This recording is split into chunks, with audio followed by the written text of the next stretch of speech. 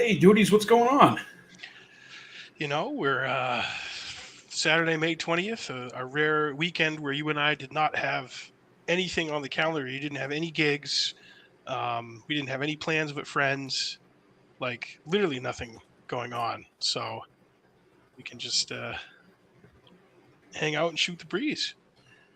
Yeah, so we like to call these burn the news. We do a few of them every now and again, and just for a chance for Eric and I to get together and kind of provide a color commentary on what's going on in clown world and or the simulation, whatever you want to call it. And there never seems to be a shortage of material. So a couple of the big things going on in the political world, really right now this weekend. Uh, Tulsi Gabbard and RFK Jr. Spoke at the Bitcoin conference, and I watched Bobby's speech. But did you watch Tulsi's? Is that available, or what happened with that? Yeah, no, her talk is, you can find it. It's all over Twitter. And yeah, I mean, she hammered a lot of the same points that Kennedy did, that, you know, if they get complete control over the financial system and they can switch off your line of money and how you process your money and get paid for stuff, then they have complete control over you. And Bobby made the point that he kind of really got more hip to crypto and Bitcoin when the Canadian truckers had their protests up there in Ottawa, when they were protesting that high-tech soy medical tyranny that was going on up there in Canada with little Justine Trudeau, the little yoga instructor, the little indigo child, Castro child yoga instructor, What shutting is it, everybody down. Justine Castro? What's the nickname they got for him? Yeah, Justine Castro. I mean, if you look at that, Eric, he looks just like a little baby Castro. Folks, we got the documents. We have retinal scans. We got fingertips. We got fingerprints. It all lines up, folks. He's Castro's boy. He is really soy though. Castro, dude, yeah, Trudeau sucks. Yeah. And this is so Bobby was kind of saying that he got hip to it. This is a Heineken Zero, by the way. I'm on my 6 months of Thomas Merton Catholic worker, where I don't booze, but to be in the spirit with Mike. Mike's been Mike. You've been sponsored by Michelob. Talk about that. I've kind of had a Michelob. I don't know if I want to call it revolution, but a couple of my buddies, we're 36 years. We're 36-year-old men, kind of pushing towards 40, and the Olympic drinking days are pretty much behind us, and two of them separately told me within a couple weeks span that they've been in the Michelob these days, and would I be interested? Basically, it's almost like, hey, here's a copy of Watchtower. Can we tell you about Jehovah? Here's the latest. Who the door to doors? It's Jehovah's Witnesses. Yeah, the Joseph Smith people, right? Oh, those are the Mormons. Those are the Mormons. Yeah. Yeah. We used to get more of the Jehovah Witness when we lived in Ringe. Now in Peterborough, it's all Mormon all the time, baby. Yeah, we kind of became buddies with them. Those little guys, they're adorable. They're like, oh, can we tell you about Jesus? I'm like, oh, can I tell you about the World Trade Center on 9/11? Oh my God! Can I tell you about the hijackers and their connections to Saudi intelligence, which are being shielded by the CIA and the FBI in California? Can I tell you about that? Let's get to some of our peeps who are here. IB Denmark, great to see you. So anyways, yeah, I'm drinking this Heineken Zero. I'm sponsored by them. Infowars.com, HeinekenZero.com. Zero gravity, zero flavor, zero carbs, zero alcohol, zero problems. Zero weight, zero water, zero alcohol. But I'm sober till July 1st, and then after July 1st, I'm going to let it rip. So good to see you. Off. Good to see Fire Pixie. We got our update. Patreon, we're still growing that. We're pushing towards 40 monthly patrons. If you haven't done it yet, that's really the best way to support us. If you like what we do, you want to see us keep going, and we're going to talk about the RFK interview, give some behind the scenes on that. 4K quality. I mean, it's one of the best interviews we've done, Mike. But patreon.com/JackmanRadio, $10 a month. It would help us a big league. And gratuity, you like what we do, you want to request an impression or tips, go on to Venmo, and Mike's Venmo name, we'll get it up here. Mike Jackman, 1986. And then my Venmo ID is Senator Jackman, 86. And, if you want to throw us a few bucks or request something, that's the place to do it. IB Denmark says RFK Jr. 2024. And he says, "Hi, Pooks. Hello." Hey, Annie, our Auntie Annie, our dear Um, Auntie, who supported us from day one.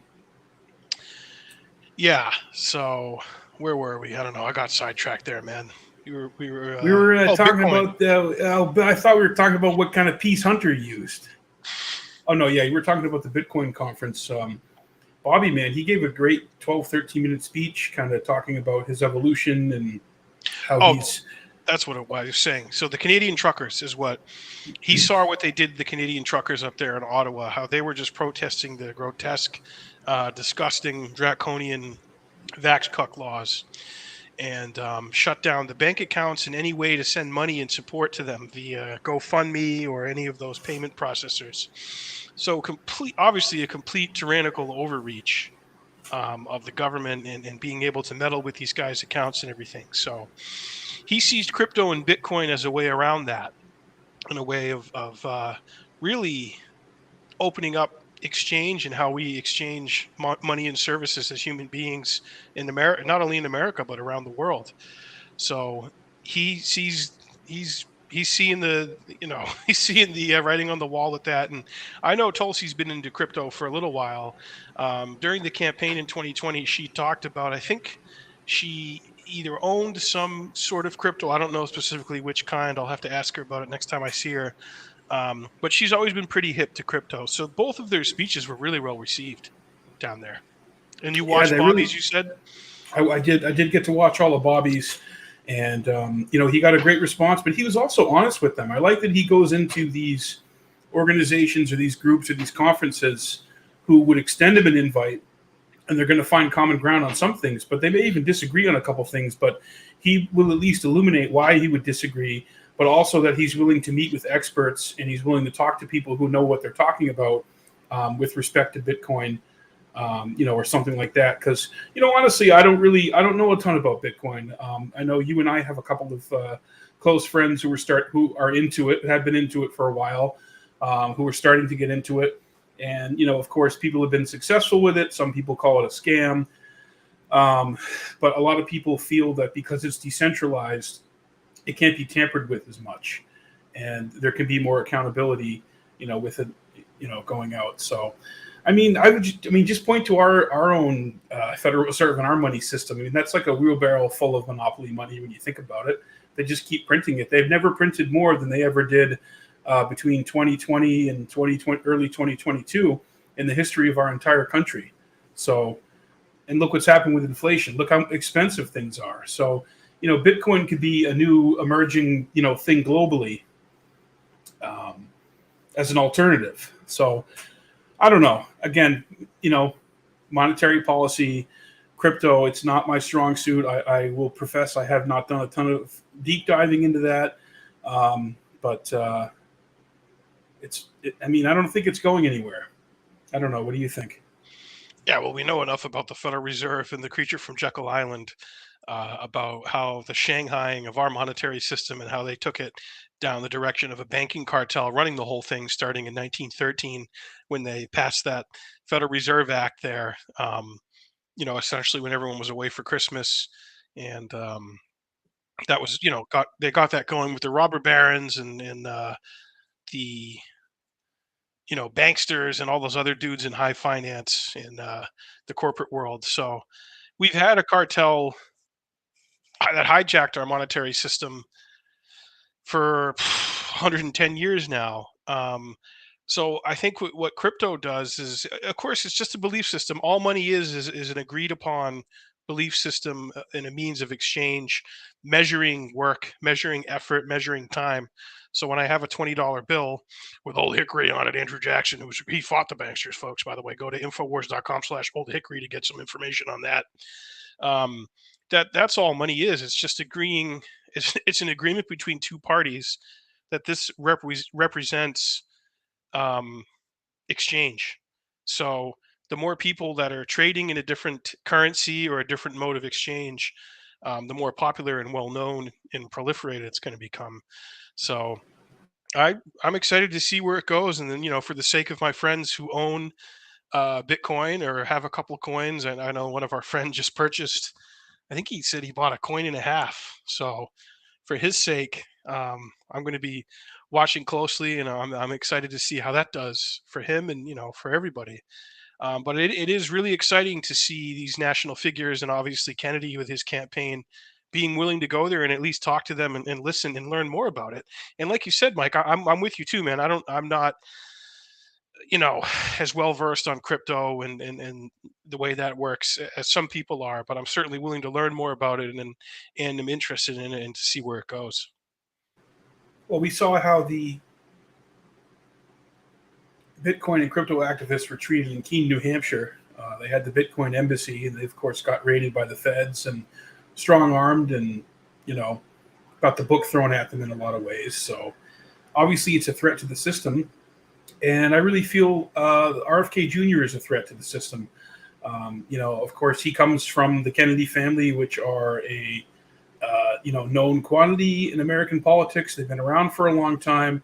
But anybody who's really studied the family, even going back to Joseph Kennedy, JFK's father, knows that they've quarreled with the intelligence apparatus and the war machine in our country.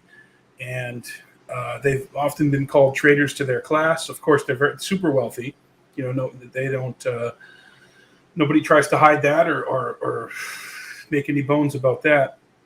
But what RFK Jr. has been saying in just under the month, or just about the month since he announced in Boston that he was going to be running for president as a Democrat, no other candidate has really said in our lifetime. I mean, we're 36 years old. I've never seen a candidate run and say these type of things, maybe other than Ron Paul and Dennis Kucinich.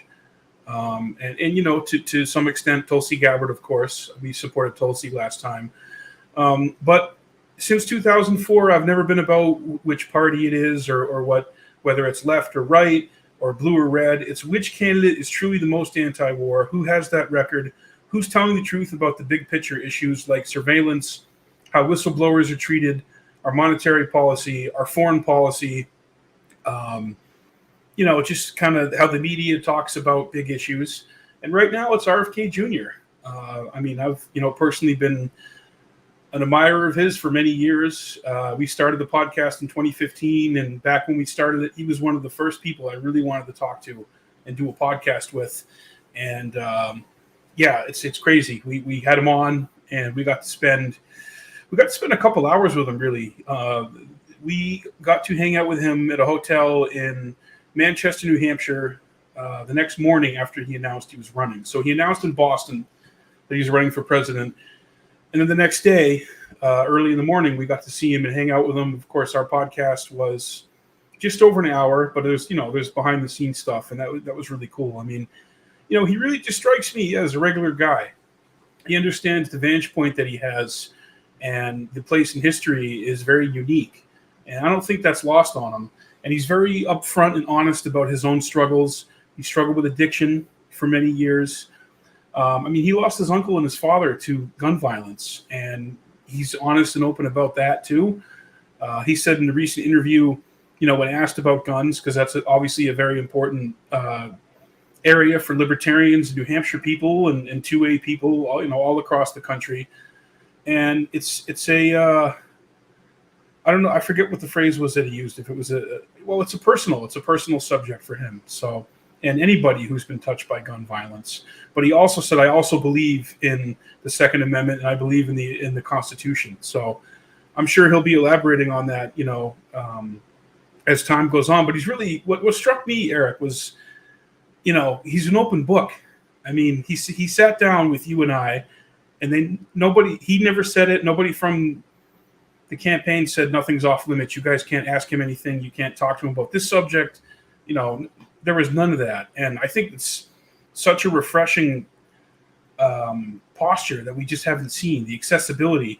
I don't think you're going to see any of the candidates be like that, whether it's Ron DeSantis or I think Trump's opening up a little bit more to retail. I mean, he went to he likes to go to, I think it's the Red Hour Diner up in Manchester. He did a big rally in Manchester, New Hampshire a couple weeks ago, and he did show up at the Red Arrow Diner. I mean, I think the owners are MAGA. I think they're for the king, but you're not going to see another credible presidential candidate who's now above 20 points, and he hasn't even done any big events yet. This is the first month in. So he's very accessible and he's willing. I mean, you saw the interview he did with Crystal Ball there and Sager, and in my opinion, it was really cringe when she went full. I'm just going to say flu world order on him, basically parroting MSNBC, CNN, mainstream talking points, and he was very patient with her. And I think, man, he keeps doing that, dude. He just goes up in the polls. Yeah, absolutely. He really was. I got that too, man. He is an open book, and there wasn't any kind of micromanaging or gatekeeping. Or, I mean, really, one of the ways this interview came to happen is we went and saw him in March, early March. He was up here in New Hampshire, and we met him. Got in touch with a couple of people on his staff, and then I wrote a piece about it for our Substack. RFK Jr. for president. Is he running? And that got picked up by the Ron Paul Institute. Daniel McAdams, the director of the Ron Paul Institute. Bless you, Daniel. You're a great guy, a warrior for liberty and truth. Asked me if the Ron Paul Institute could republish my Substack piece, and I said, "Oh my God, please! That would be awesome." So that was a really cool moment to have that happen. So then that made the rounds, and I sent it to some of Bobby's people, and they sent it to Bobby, and he really liked it. And then from that Ron Paul Institute piece, I got booked on OAN because I've been talking to one of their producers, Monica Rodriguez, who booked me on because she heard about me after the Rage Against the War Machine march and rally that I went and did in February, which was epic, so epic. So OAN booked me. I did that media hit. Basically, just did a 15-minute talk with Monica about a possible RFK Jr. campaign for president, which I think, Mike, both of us, it kind of took both of us by surprise that he was so serious about running. And then all of a sudden, our buddy calls us and says, "Hey, man, you guys want to go meet RFK Jr.? He's coming to New Hampshire. He's thinking about running for president." I, I mean, up until that point, man, I didn't even really see him on the horizon, like running for president. So that was really exciting. So I did the OAN hit. That went really well. That made the rounds. Um, I heard, from a couple of his people, he really enjoyed it. And I said, "Well, do you think Mr. Kennedy would be interested in doing our podcast?" And he said, "Yeah, I'll he well from yeah he said yes, he would be interested, and then he gave me his info, and I emailed my pitch. It got to Bobby, and he said, "Yeah, book these guys." And in my email signature was my cell phone number. And not really, I don't really think twice about that. And then flash forward like a couple of weeks, Mike, when you and I went and met Mike Pence. We're driving, that was an awesome night. Shout out to Tempestas in Keene, New Hampshire. They're a great American family. They love America. They're patriots. They make great food, and them and the Beautiful Cheshire. people, beautiful people. My band Northern Stone plays there on New Year's, and we have a blast. They hosted Mike Pence, and Mike and I went and had dinner and took a picture with him and got a book signed by him. That was an interesting event. So we're driving on the way home, and we're on 101 coming back from Keene, and we're getting into like Dublin, Peterborough, where we live. And my phone rings with a number I don't recognize. And you answer it, Mike, because I'm driving. I don't look at my phone when I'm driving. And you got it, and it turned out to be Bobby Kennedy calling me on my phone. And once I figured out who it was, I safely pulled off to the side of the road and took the call. And he was just like, "Hey, um, I would love to do your podcast. I'm all in. Let's set it up with my scheduler. We got an email thread going, and I'm really looking forward to it." So that was quick. It was like under a minute phone call, but it was like a surreal moment for me. It was like, holy shit, RFK Jr. just called me, and he's going to do our podcast. So, like you said, Mike, going back to 2015 when we started this thing, um, Bobby was a dream get. He was someone we always aspired to talk to and want to have a conversation with, and ask questions that we knew he was thinking about, things we knew that he was thinking about and interested in. Obviously relating to his uncle and his father's deaths, and politics and the national security state writ large, but had never really talked about in like a real public forum where it was just where he was really accessible and you could ask him the questions about it. And the fact that we finally got to do that 8 years later after doing it just shows me, man, we've come such a long way, and that we've hung in there with the show. And if you stick with something you believe in and you work hard, man, you can achieve anything. Yeah, definitely stick to your guns, and we really have. You know, we've it's always been a passion project, and after doing 150 plus episodes, I just feel more comfortable with who I am and what I believe in and what we're all about on this show, and sitting there with RFK Jr. In that conference room there doing the show, I was just it just felt like a really, at the beginning it started off a little. We had to warm up a little bit, but man, once it got going, I agree, man. I think it's one of our best interviews. I'm super proud of it, and we really couldn't have done that without the support of our listeners and our viewers. So I just want to thank everybody here who has supported us during this ride the last 8 years. We love you guys. There's no Jackman Radio without you guys.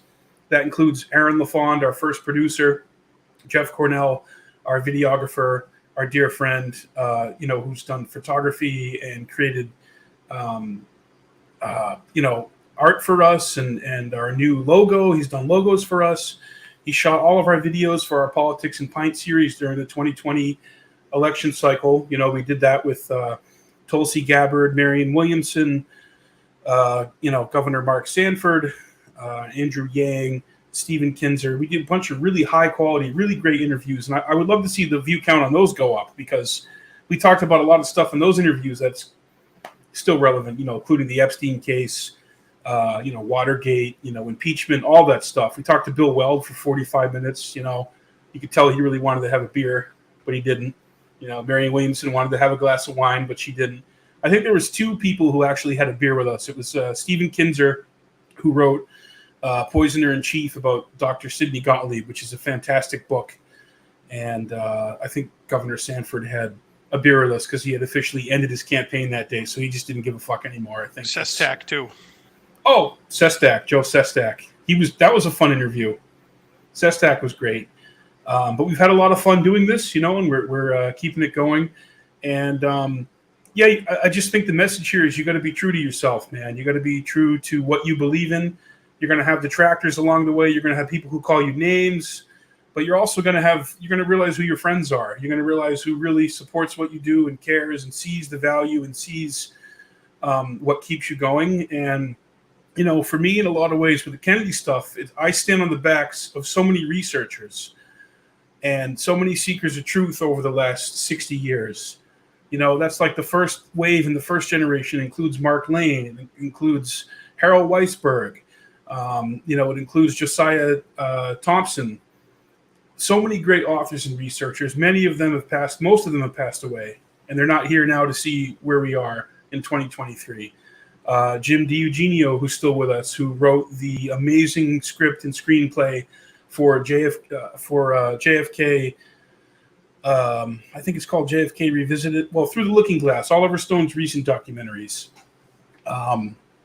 Lisa Peace, who we've had on the program, who wrote, in my opinion, the definitive book on the RFK assassination. And RFK Jr., he sees all this and he knows all this. I mean, think about it. If your father and your uncle were killed in mysterious circumstances, wouldn't you want to know? Wouldn't you want to look into it? And I think RFK Jr. is a resounding yes, an answer to that. So I really think he's awakening a sleeping giant in this country that's not just disaffected liberals and Democrats and real progressives who are disenchanted and upset about Bernie, but real Republicans and conservatives and people who are so disgusted with the way our country's been going the last 20, 40 years, that they're actually willing to look at a candidacy of RFK Jr. and look past the stuff they don't agree with, because there's always going to be stuff that we don't agree with. We're not going to agree on everything, but the big ticket, big picture items, man, there's no better candidate running and no one out there telling the truth more like Bobby. So that's kind of where that's. Yeah, it's exciting seeing him going on mainstream media and all these podcasts. Russell Brand, Aubrey Marcus. Just doing the circuit. He did the Breaking Points, and I'm sure he'll do Rogan and Patrick Bet David. I'm sure he'll do those guys shows. Um, and just speaking truthfully about it, about the assassinations and about the national security state, and about the fact that these corporations and moneyed interests have taken complete control of our government, complete control. Merger of corporate with government, which is textbook fascism, as we said and talked Also, about. Eric, I think American people are tired of being lied to. We're tired of being treated like children. Yeah, yeah, we're just exactly where they lie about everything, and they do treat us like children. And as he said in his introduction, his campaign launch speech, I've been censored. They've tried to shut me up for the last 15 or 18 years, and I have a lot that I have to say. So I'm real excited about it. I'm glad he brought Dennis Kucinich on board, and Dennis is the campaign manager. The campaign just announced that a couple days ago. So we've known Dennis since 2006 roughly. So we've known him 16, 17 years. He's one of the greatest anti-war voices to ever hold power in the corridors of Washington. Um, so that's a good sign, and Dennis knows the game. He ran two national campaigns for president in '04 and '08. So it's going to be good to have him on board steering the ship. And I think and I said this to Bobby, in our interview, you're going to see a swath of people from all across the board in America get behind him and offer their talents, their network, their skills, and their energy and their support to get behind, really, in my opinion, this once in a lifetime kind of candidacy and campaign. You know? Yeah, definitely. Bobby's the first to admit he's one man. You know, um, "Give me a sword, I need an army" was one of the first tweets after he announced, and he needs the people. He needs the American people behind him. And I want to see like a ripple effect, an avalanche of American people who are so. I mean, just the last 3 years, just everything they did and tried to do in the last 3 years. If that hasn't opened people's eyes to what's going on and to what the real end game is here, I don't know what will. And he wants everybody across the divide. And he speaks so eloquently, and he's not condescending to anybody. And I think it's really refreshing to see that. And I think a lot of people are responding to that. So one meeting that Bobby's not at, of course, is the Bilderberg, which is happening this weekend. And we always like to try and talk about it, when it happens every year. Usually the independent media doesn't find out where it's going to be until the day before or the day of. And I think this year it's God, I forget where it is. Maybe one of our viewers will be able. Hey, he's grabbing another Heineken Zero. We're having fun. We're having fun tonight. We're celebrating the victories and the good and the light. Because there's still a lot. There's a lot in this world, regardless of how horrible things are in the war machine and the censorship. And I think humanity's ready to overcome that. I think we're seeing something where people are going to rise up and say enough's enough. And it's got to be regular people all across the board. And we have to stop worrying about the petty differences that divide us, or that they want to divide us. The powers that be wants to be divided. They want us bickering about nonsense. And, I think the stakes are too high right now to be giving into that and to be continuing to buy into that paradigm. And I think a lot of people are seeing that. So it's encouraging to see that. When you've been doing this for 20 plus years, you tend to get a little curmudgeony, and you get a little crusty, and you get a little disenchanted and cynical. But I think we should always have hope. You can never give up on hope, and how good everything could be, not just for America but for the whole world, really. And I think the principal way that we do that is we stop the wars, and we stop accepting permanent war and nonstop war.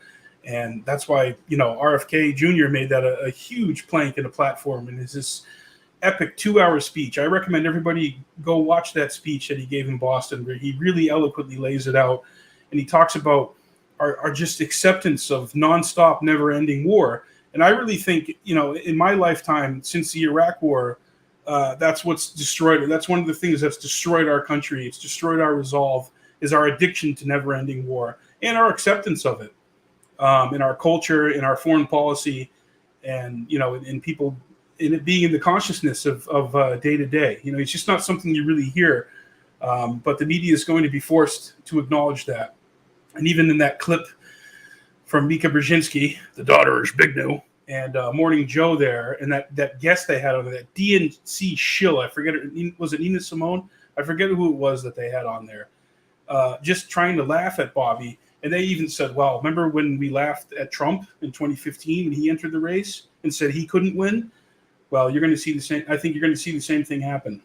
So, but then in other ways, another candidate who's going to be running or announcing is DeSantis. We got this guy, Eric. What's the story on DeSantis? What does Trump think about him, and what's the deal? We got Meatball Ron. Meatball Ron. This guy's very low energy. He was unknown. No one knew who he was. He was at 1, maybe 2, maybe 3% in the polls. Maybe 2, the way he says 2, Mike. And he came with me. He came to me with tears in his eyes, and he said, "Sir, I need you to endorse me." So I had him write something up. I said, "Okay, write something up, and I'll look at it. I'll see if I like it." He gave it to me. I didn't like it. I changed it, and then I announced, and then I endorsed. And after I endorsed, he shot up like a rocket, and he ended up winning. Yeah, Meatball Ron is going to announce his campaign for the Republican primary in the next, I don't know, week or so. So I think we're getting close to a Meatball Ron announcement. It's imminent. He's been up here in New Hampshire a couple times, and by all accounts, the dude is just a stiff. Like, he just is socially awkward. He doesn't like retail politics. He doesn't like meeting people. Well, maybe not that he doesn't like it, but he's just awkward from what I've heard from people who know him and have met him and worked with him. And he was in Congress for a few years, and other members of Congress who wanted to speak on condition of anonymity said a lot of the times Meatball would just put his earplugs in and go about the hill, go about his day, and not really engage with anybody. So I think that's kind of a big hurdle to overcome. If you're going to be running for president, you're going to be meeting a lot of people, and you're running for an office where you're going to be representing 330 million Americans. So you gotta learn to deal with the public and meeting people and being accessible. And I know his wife Casey does a lot of that. She's really kind of like his top advisor, and she's been with him every step of the way. And they got married in Disneyland. It's so funny that they're fighting Disney the way they are, and they got married there before all these woke wars.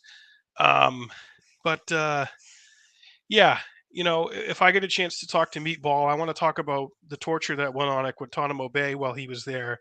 I want to talk about the force feeding. I want to ask him why he felt the need to go to Israel to sign some bill for the state of Florida.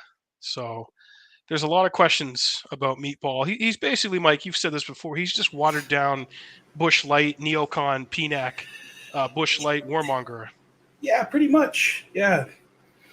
I don't know. He did go to Iowa, and supposedly because of a hurricane or something that was going to happen, they were like, "Oh, he ate Trump's lunch because he showed up because Trump canceled the rally where there was like a hurricane warning or something like that." And DeSantis showed up and stood on a table and just said a bunch of nice things, but he's just not really saying much in reality. So I don't know. I think he's going to be another Governor Walker. Remember, what was it, Scott Walker? Where was he from? Wisconsin? Yeah, he's a Wisconsin governor, and there was a lot of hype about him. A lot of wind in his sails. Had establishment donors behind him. I think a few billionaires. And then he got in the race and he ended up just being a dud. Of course, the king, Mike, took all the air out of the room. Yeah, and he's still doing that. I mean, remember after the midterms, everybody's like, "Oh, Trump's done. He's finished." We're writing this political obituary, and it's like every time you count him out, I go up in the polls. It's kind of unbelievable. I said John McCain wasn't a war hero. I went up on maybe another couple, maybe 1, 2, 3 points. I talked about the border. I went up 5 points. I talked about Lindsey Graham and Jeb and farting in their face. I went up 10 points. So I think to write the king off, people do that at their own peril. So he's a force in politics, unlike anything we've ever seen. But he's got his record. He's got the 4 years he was in there to run on. And, now he's trying to play catch up with the JFK files. So I'm going to release all of them. It's like, well, dude, you were in there for 4 years. You had a chance to release all of them. what the hell happened? Judge Napolitano said he had a discussion with Trump about that, and he said, "Look, Judge," I said, "Judge, sir, if you saw what I saw, you wouldn't want to release him either. So, what could it be if it's just Lee Harvey Oswald? What could it be 60 years later that he saw that so disturbed him to not release the files? You know, was it Mike Pompeo? Did Mike Pompeo send some nudes? Did he put some nudes in the files that they didn't want to see? I mean, who knows?" So I think it's good that Trump doesn't have his daughter and son-in-law, the Kushners, there. That was bad. I mean, that was just, they enriched themselves. They made, Kushner made the huge deal with Saudi Arabia on his way out. Real gross. Was in with Netanyahu. I mean, can we talk now, Jared, about how the fact that we were bunkmates would have come to America? I mean, remember that press conference that Trump did with Netanyahu? Yeah. He's like, maybe Bibi, maybe he's up on the settlement soon. He didn't like that. So when the king was dovish or tried to make something good on foreign policy, he got sidestepped every step of the way. Whether it was Netanyahu, whether it was his own Pentagon military apparatus. So, and I think RFK Jr. sees that. He understands the stuff Trump said about foreign policy was good, but the actual reality, kind of hard to do. So it's going to be interesting, man. I would love to see RFK Jr. versus Trump in a general. I don't know. I'd love to see that. What do you think? Yeah, that would be awesome. Well, of course, a lot of people are like, "Oh, they should team up," and we even asked Bobby about it, and he wasn't really like giving us much on that. Um, and then he had so much. And I heard this from so many MAGA people, and so many people texting me like, "They got to team up." I'm like, dude, it's not happening. He's running the Democratic primary. I I know what you're going to say about that. They're going to rig it. They're not going to let him debate all this stuff. But look, this is like a really unique thing that's happening.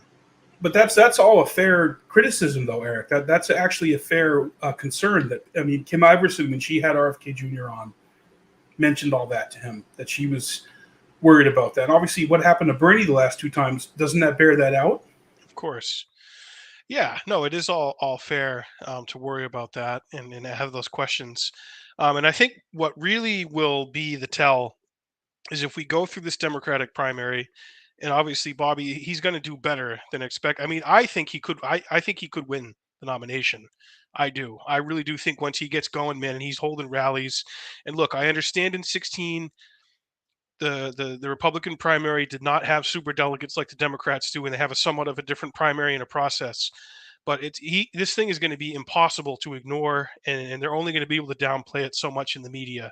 And he starts getting people coming to his rallies and building excitement and hitting interviews and just being everywhere and building an army. That he's going to really make them force their hand. And if they screw him, which a lot of people think will happen, and it's what Bobby does then that will show us where this thing could go. Because they know that he could take a sizable amount of the electorate with him and go independent. And obviously, that is good for Donald Trump and the Republicans. So I think RFK Jr. has some serious chips to leverage here in this primary, and then that's one of the reasons why I say don't count him out here. He's a smart dude. He knows the system. He's been a Democrat, dude. He's from arguably one of the most famous political families to ever exist in the world, not just in America, but in the whole world, the history of the world and politics. So it's going to be quite a ride, man. It's going to be a ride, and we'll see how it goes. But I'm really thrilled to just that he's in the race and saying what he's saying, and building up this coalition that we're going to see. Yeah, I am too. It really mixes it up, and like you were saying earlier, man, we were surprised that he's even running, but he's seen what's going on for a long time, and he's thrown his hat in the ring. And one of the great things that he says, whether you're religious or not, he says it's in God's hands. If the American people want the truth, I'll be in the White House. So I think it might just be bold enough to work. Look, I might just have to run and beat them for a third time, okay? The MAGA thing is like, it's like the carnival that you're kind of familiar with, and it's comforting for a lot of people. It's entertaining. It's familiar, but he's also kind of like a politician now in a lot of ways, man. Because when he wasn't there, he kept things going. for the empire in a lot of ways. There were coup d'etats in Venezuela and other places, and lots of bombs dropped, and lots of very similar things that happened. And I feel like in a lot of ways, RFK Jr. is going further than what the MAGA movement has promised and didn't deliver on. But there's also a lot of people who are interested in seeing what could happen with a Trump second term. What do you think a Trump second term looks like, Eric? Well, he wouldn't have to worry about having to run again. There wouldn't be seeking another term hanging over his head and the whole thing. So I think he would be uncaged and unleashed in a lot of ways, and he might really be able to let it rip and do some some epic things. But we have the 48 months, Mike, that he was king, and we have that to go on in what he did. You have the money he took from Sheldon Adelson and the money he took to get Bobby off the advisory board during the transition. Yeah, that's right. Yeah, what did Bobby say? Like the king took $1 million from Pfizer or something? Like $1 million, yeah. And I think that Pfizer is one of the people who are being represented at Bilderberg as we speak. Oh yeah. You want to talk to about Bilderberg, but we're going to be talking a lot about the Kennedy campaign going forward. Obviously, here in New Hampshire, we're going to be seeing him, and I've been in touch with him, and he said he really enjoyed doing our show and he wants to do more of them. So stay tuned, folks. I'm very hopeful that that will be the first of many conversations with Mr. Kennedy, and of course, any other candidates that want to sit down with us and have a chat. I went and met Vivek Ramaswamy. I thought he was interesting. He's a guy. He's only a year older than us. He's big. Oh, he's based. He's the tip of the spear on the culture war. But we'll have more people on and hopefully more conversations with Bobby. Yeah. So tell us about Bilderberg, Mike. They're meeting over in Lisbon, Spain this time. Is that where it is? Okay, yeah. I mean, we still got our day jobs too, folks. So I try to put as much time as I can during the week into research and putting stuff together and accurate information. So, Eric, hopefully that's correct. They're in Lisbon, but I did read that the Honorable Nobel Peace Prize winning Dr. Henry Kissinger is there this year. 100 years old. I'm pretty sure he just turned 100. I don't know if you guys saw the interview he did on 60 Minutes where he's like, well, I think the young people don't understand that we had to bomb Laos and we had to do the Ziggler bombing campaign. They don't get it. Dude, evil never dies, truly. But Kissinger's there. Kissinger's slamming around. He's at Bilderberg slamming around. You know who's licking up the slime? Stacey Abrams. Stacey Abrams is there too, by the way, everybody. And everybody who thinks that she's like something great or something different, she is the twice lost loser of the gubernatorial effort down in Georgia, okay? It's Georgia, right, Eric? That's where she ran for governor. Yep. Yeah, she sucks. And this is her second stint at Bilderberg. She was there in 2019 before the flu world order broke out. And we reported it on Jackman Radio. She was on this like nice cruise. She was on like a boat with Jared Kushner and Mike Pompeo, and they were having a good time. And she's over there again. So I think she's part of the Bilderberg steering committee now, if what I've read is correct about that. So she's over there. I'd like to see one of her constituents ask her about that, and see what the deal is with that. So she's there. Kissinger's there. Interests for Palantir are there. Interest for Pfizer. Neil Ferguson, who's a Scottish journalist, writer, I think he's Scottish, who actually wrote a very interesting piece about Trump for 2024, which I told you about, Eric, where he makes the case that he not only believes that Trump will get the nomination for the Republican Party, but will be president again, elected, and could very well come back. But Neil Ferguson is also pushing AI. AI is the top of the bill at Bilderberg this year, man. They're really talking about AI. And the AI stuff, I don't get into it. I don't look at it. I don't mess with it. I had a flip phone up until 4 years ago, so I'm not really you see my kitchen and my setup here. I'm not the most tech savvy person. I've always had a distrust of it. I saw Terminator as a young man. I saw what Cyberdyne Systems and Skynet could do to fuck with everybody so royally. So I don't know. What do you think about the whole AI, the meme? The AI is now in the news, Eric, and they're talking about it ad nauseam. Yeah, the AI psyop, man, it's just hideous. It's oh God, it's seeking to take over every aspect of our lives. You know, you talk about this, Mike. Get the app on your phone. Just download the app. There's an app for that. Get the app. You know, and it's Well, they like, have an app that can tell how many times you've been boosted. The app says how many times you've been boosted.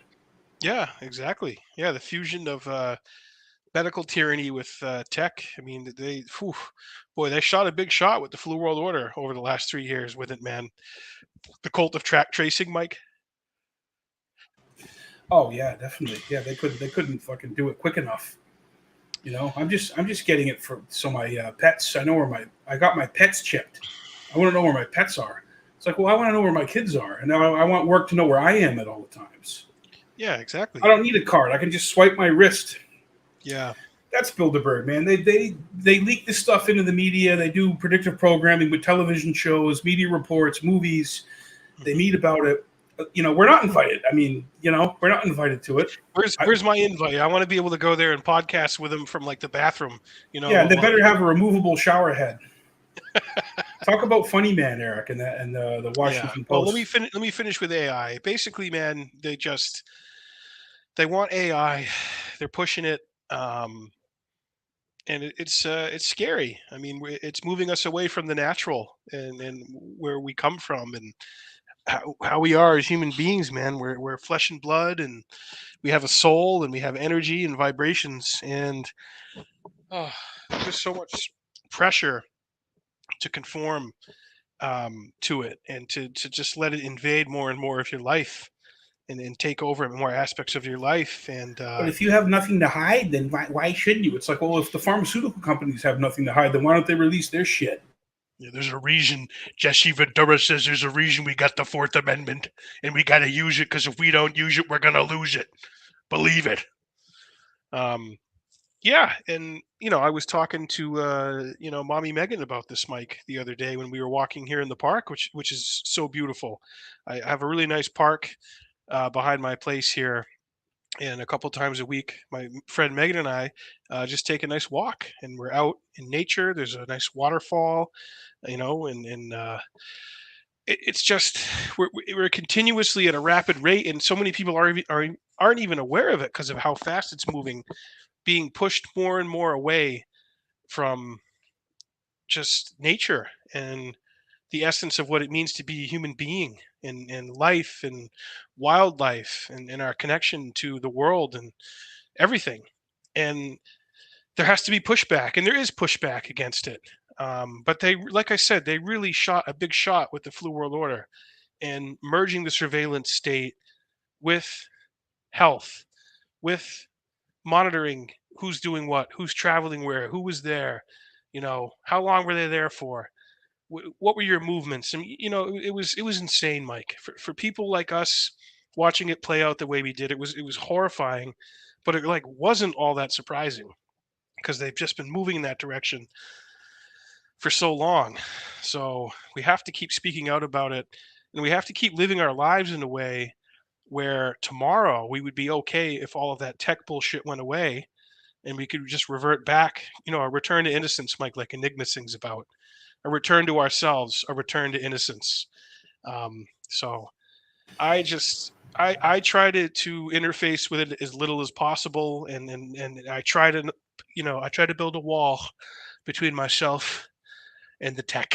Okay, Baron, he's good with the tech, the bingo bango boonga, the emails. My son Baron, he's a genius. He's 7 feet tall. He speaks 29 languages. He's a world class crypto hacker. Um, but I want us to not lose sight of our humanity. So to people, hey, Adam Fitz, all right. Adam, I love you. I love Adam. Can I just say this right now? I love Adam Fitzgerald. If Adam Fitzgerald was running in the primary right now, I'd vote for him. I'd vote for him right now, folks. 100%. Adam, I love you. One of the planet's best 9/11 researchers, hands down. Sorry, I just want to. Not just one of the best researchers, but just one of the best guys I've come to know in doing this kind of stuff. But let's not lose sight of our humanity, and let's not forget to get together with the people we love in person, not through a phone, not through a screen. Be with them in the real world. Hug them, spend time with them, make Yeah, plans. one of the really sick, insidious, vile things that was done since 2020 with the flu world order was dividing families and friends. And we saw that play out in real time. And that really broke my heart in a lot of ways. To see people who have known me since I was born, say things in my presence, that were very hurtful, um, and not arguing with them or trying to oppose them or trying to start, an argument or a ripple, and just kind of sitting there in silence, like saying, "Oh yeah, well I'm not. I go to Florida every year, but I'm not going there on vacation this year because everybody in Florida doesn't want to get the shot, so they all deserve to die." Just little stuff, not little, but just stuff like that. Just hearing something like that, disagreeing with it on a very basic level, but also wanting to keep the peace. So the powers that be, this is the media and the pharmaceutical companies and the government, put a lot of people in a very tenuous position, in a very uh, God, a very hard spot, even within their own families. And I think now, even though you have, President Biden and whoever in the current government and the establishment, it's over. It's okay. It's okay. It's over in time for my reelection. I'm asking you now from the basement. They can say it's over, but everything that's happened in the last 36 months, that's not so easily forgotten. And for me, it's not about retribution. It's about going forward and understanding when something like this happens again, and they try to use a disaster or a tragedy for their own benefit and their own gain and their own way to divide people, that we don't fall for it again. And that's the thing that worries me. That's the same thing with 9/11. I mean, we were teenagers when 9/11 happened, but after 9/11, there's terrorists around every corner. You got to get pat down at the airport. You got to, take your shoes off. You got to be treated like cattle at the airport. So, and we've accepted that. I mean, you and I we flew in March and April, and I don't fly a lot. I don't enjoy flying. I don't enjoy traveling. I live in New Hampshire. I really enjoy freedom. But I have friends and family all over the country that I love very dearly, and I'm more than willing to travel to be with them and see them, and to endure that indignity and that treatment. And they really do treat you like cattle. And I would argue it doesn't really make us safer, or it's not about safety. It's about control. It's about fear. I don't know where I was going with that, but it's just that's how I feel about it, and it's what we've grown to accept in our country since 9/11. But we're not allowed to discuss or look at why 9/11 happened, what the real origins were of it. And when we talk about the fact that there were these hijackers in California that the CIA knew about from the Malaysian summit, they came into our country, and the CIA and the FBI were not communicating with each other. They weren't being told about that. That's not acceptable. That's not acceptable. And being told that we have this thing that's come from China, it's a gift from China. Because of that, we have to lock you down. We have to keep you in your house. You are a threat to your family. And there's people in your own family that actually believe you're a threat if you don't go along with the narrative. Dude, they did an amazing job at psyoping people with. It was the ultimate psyop. And I make this point too, Mike, a lot. Those people who were the loudest, virtual signaling, bootlicking, go along lemmings during the flu world order are very, very quiet now. You notice that? They don't have anything to say.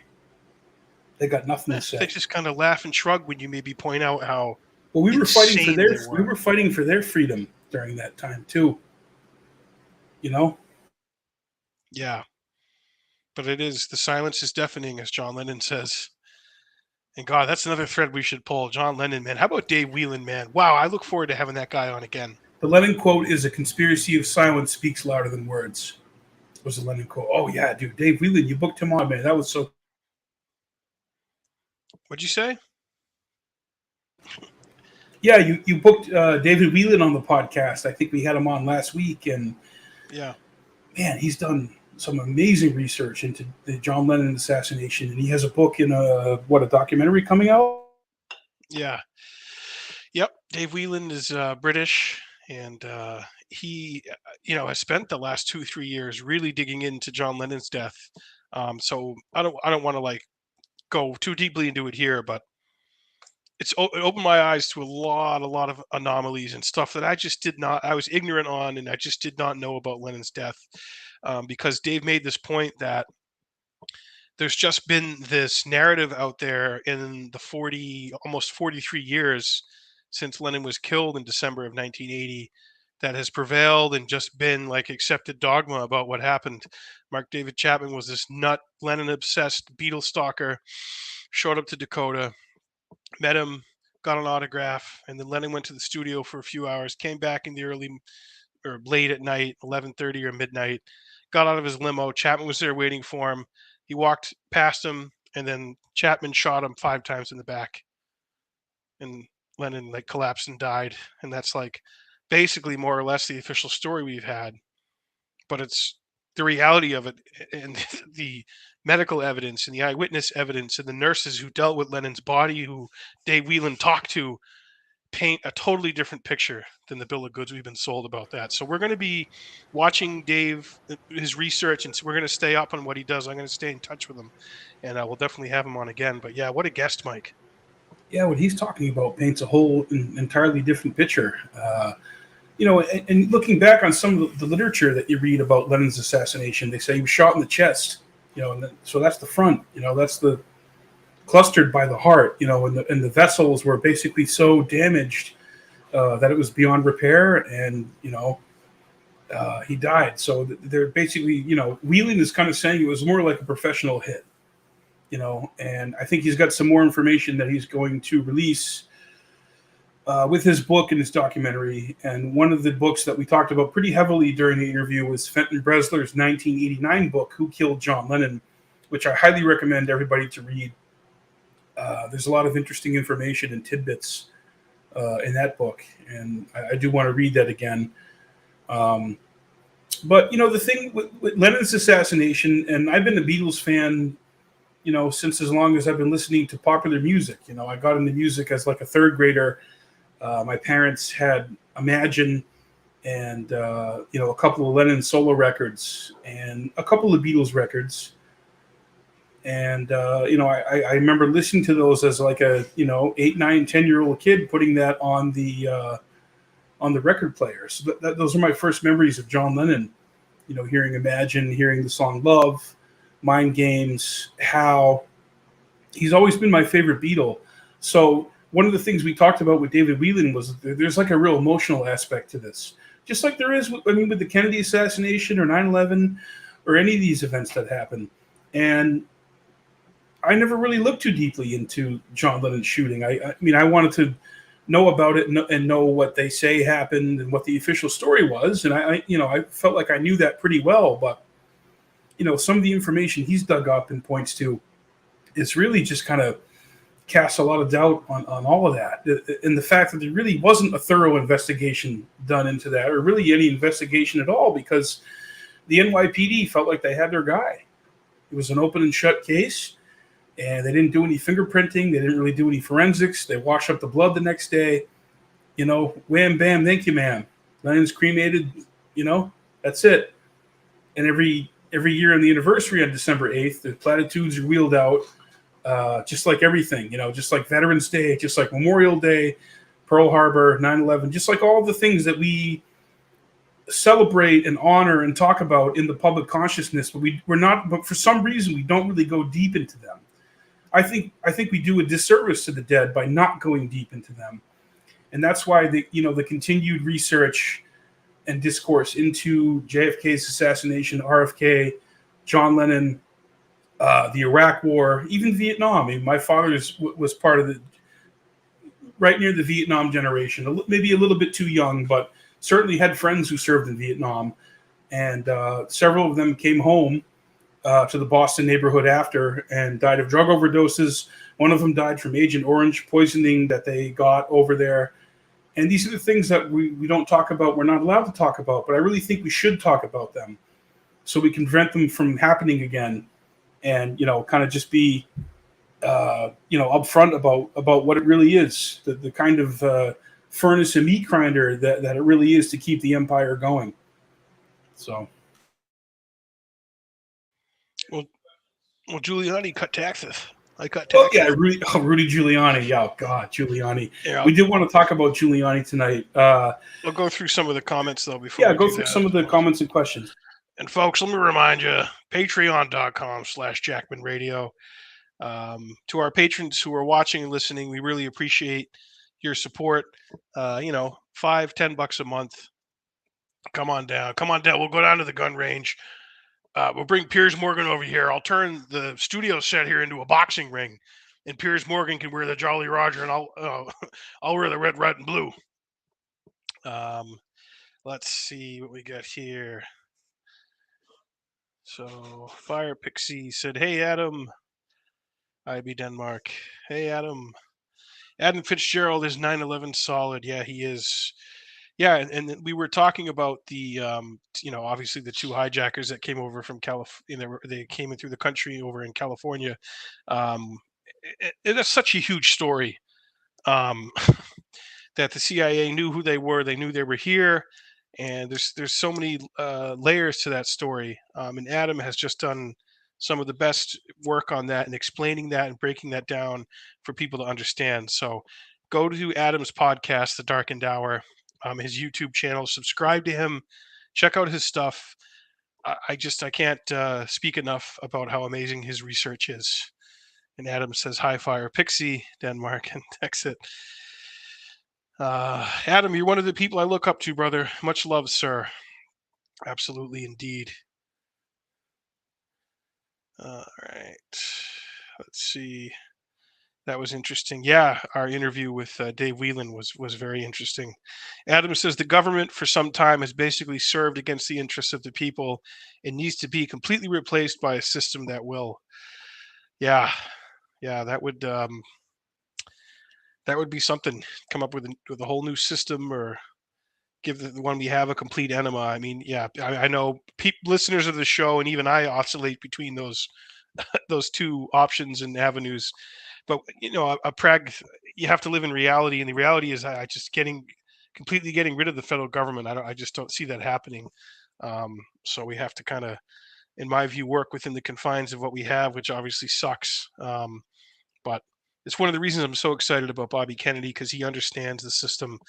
He understands the agencies, the bureaucracy, and I think could make some moves and bring in some really good people to right the ship there. So we'll have to see how that goes. Okay. Yeah. So Kissinger, no, Giuliani, Mike, talk to us about Giuliani. You had him on the list.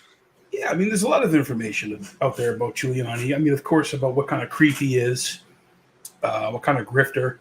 And you might have, John Kiriakou, who was in the CIA, went to jail for blowing the whistle on the waterboarding, program, torture, federal prison. Had children. It destroyed his marriage. It destroyed his life. I think he was in federal prison for nearly 3 years, and he told us during one of our interviews that he met with Giuliani about the pardon and how much that was going to cost, and this is when Trump was president. And so that's part of Giuliani's deal. But Giuliani became mayor after the World Trade Center bombing of 1993, and one of the big things was we have to upgrade the radios. We have to upgrade the radios for the first responders, and this includes the FDNY, the firefighters. We need to digitize that, and for whatever reason, feet were dragged on that. I remember in 2007 talking to Jim Riches, whose son died in the World Trade Center on 9/11, and he had many grievances with Giuliani about this, and he was part of a group. And the group was heavily Democratic affiliated. I mean, we have to be upfront about that. But they had, I think they had genuine grievances and complaints about Giuliani and about the way he was cast as a 9/11 hero. Of course, there's research about Giuliani's connection to Jerome Hauer through the um, OEM, Operation of Emergency Management, which was on, I think, the 23rd floor of Building 7. And maybe Adam can, correct me on this or fact check that. But there's a lot of issues with Giuliani's overall 9/11 narrative. When he ran in 2008 for president as America's mayor, these groups kind of dogged him at campaign events. And I've been in New Hampshire since 1997, so I saw them. I saw a group affiliated with Sally Reaganhart. Her son died on 9/11. And I would just advise, just Google all this. Google Sally Reaganhart. Google her interaction with the 9/11 Commission. Google Jim Riches. I don't remember all the details off the top of my head, but I met Jim Riches in person, and I said, well, certainly we will do what we can to stop Giuliani because, I mean, he is a ghoul. He is connected to a lot of nefarious interests. And this was back in like 2000, 2007, 2008.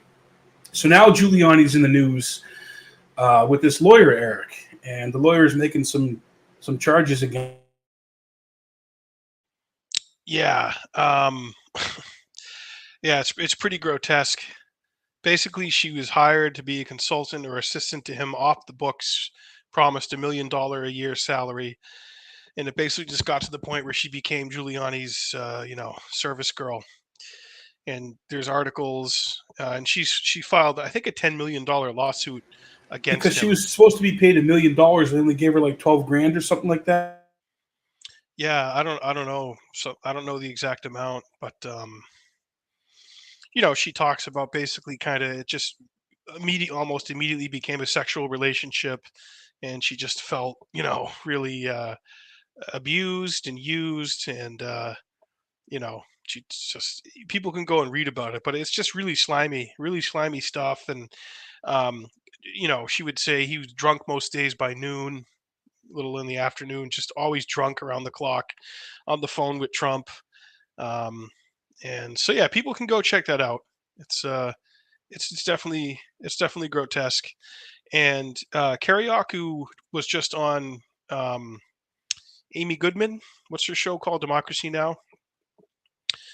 And um, some of the stuff in this talks about the influence peddling scheme and grift, which is, John said's an open secret down there in DC for pardons. Pardon season typically amps up when a president is leaving office.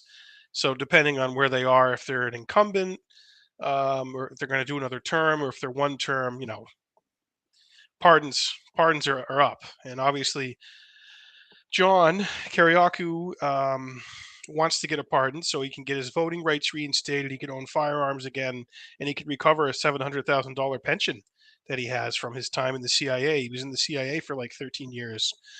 Um, so through someone he knew, he got a meeting with Giuliani to try and get a pardon. They met at the Trump International in DC, and the lawyer or the other person's like, we got to make sure we do this like early, like noon, before it gets too late, because Rudy's usually pretty primed. He's usually a bottle or two deep, Mike. And the amount basically was $2 million. And I think part of this lawsuit, or something about it, has been revealed that Trump is in on it with Rudy. $2 million to get a pardon, 1 million to Rudy, 1 million to Trump. Of course, I don't know if there's proof of this, or I wouldn't be surprised, Mike. Look, I'm a businessman. You want to get the pardon? Okay, let's, even just to talk, we need 2 million. I went to so many funerals. I lost so many friends on 9/11, and yet I think, Eric, nobody saw him at a funeral. I don't know that anyone saw him at any funerals. I went to millions of funerals for people who died on 9/11. Okay, the million plus people who died at the World Trade Center. Um, so yeah, John said that Amy Goodman interview with John Kiriakou kind of paints this in really well about the influence peddling and the grift that Rudy's part of, which is obviously not unique to Trump. It's all part of all presidents, and people want to get a pardon by any means necessary.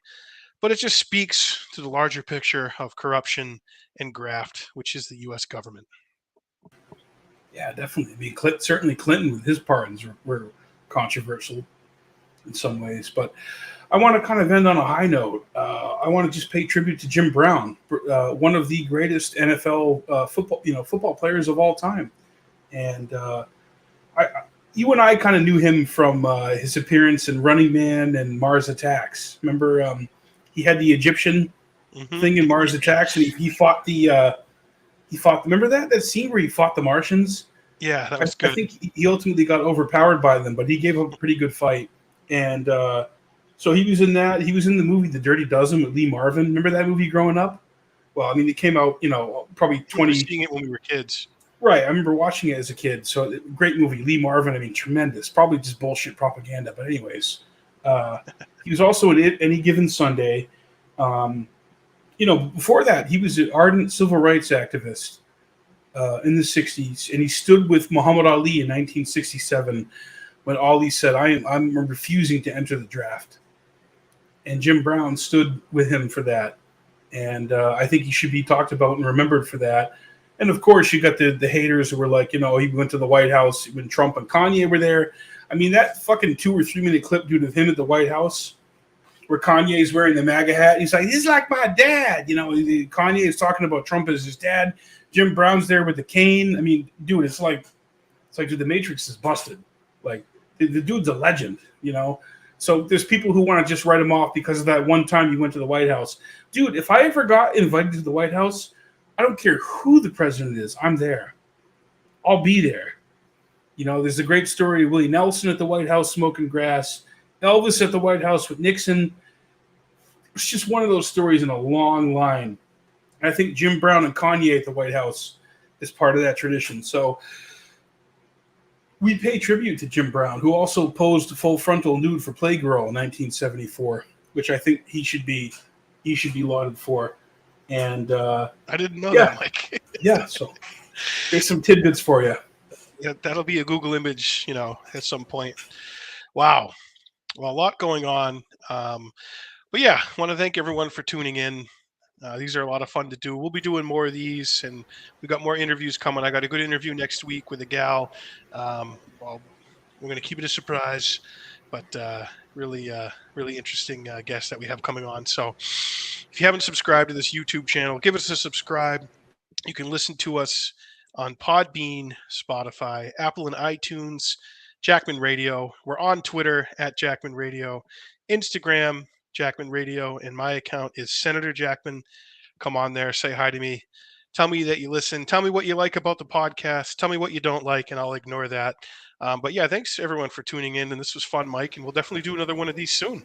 Absolutely. I love you guys. Thank you so much for tuning in. We will see you next time.